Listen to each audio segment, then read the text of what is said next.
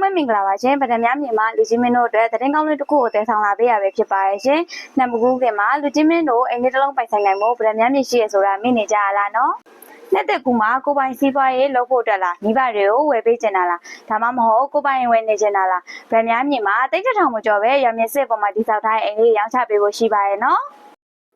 ပထမအိမ်လေးကတော့ပေကျဲ2028ရှိရဲ့ဈေးသိန်း995သိန်းနဲ့တစ်ထပ်တိုင်အိမ်လေးပဲဖြစ်ပါတယ်ရှင်။ခိုင်မာတဲ့ရွာမြစစ်ပေါ်မှာဆောက်လုပ်ထားတဲ့ရင်းနှီးပြည့်စုံပါတဲ့အိမ်လေးပဲဖြစ်ပါတယ်ရှင်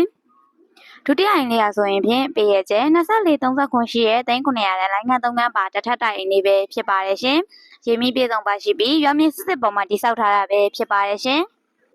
တတိယအိမ်လေးကတော့ပေရကျဲ1939ရှိရဲ့သိန်း650တန်းတစ်ထပ်တိုင်အိမ်သစ်လေးပဲဖြစ်ပါရဲ့ရှင်အိမ်သစ်လေးပါရှင်ဒီအိမ်လေးကလည်းရင်းနှီးပြည့်စုံပါရှိပြီးရွာမြစစ်ပေါ်မှာတိစောက်ထားတဲ့အိမ်သစ်လေးပဲဖြစ်ပါရဲ့ရှင်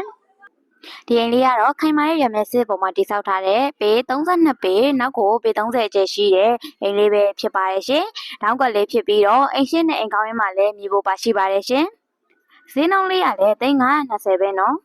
နောက်ဆုံးအိမ်လေးကတော့ပေရကျဲ20-30ရှိပြီးခိုင်မာတဲ့ရွာမဲစစ်ပေါ်မှာတိစောက်ထားတဲ့ဈေးနှုန်းသိန်း495သိန်းနဲ့အိမ်လေးပဲဖြစ်ပါတယ်ရှင်အိမ်လေးရဆိုရင်ဖြင့်အပေါ်မှာထပ်ကိုးကန်းလေးလည်းပြုလုပ်ပေးထားပါသေးရဲ့နော်ယခုညီမရောင်းပြပေးသွားတဲ့အိမ်လေးတွေကိုစိတ်ဝင်စားလို့လည်းကြည့်ရှုခြင်းနဲ့ဆိုရင်တော့ဗရမ်းများမြင်အချက်မျိုးများလာခဲ့ဖို့အတွက်ဖိတ်ခေါ်လိုက်ပါရဲ့နော်စူးစမ်းနေသောလူငယ်များအားလုံးလည်းအိမ်လေးတွေကိုစီပိုင်ဆိုင်နိုင်ကြပါစေရှင်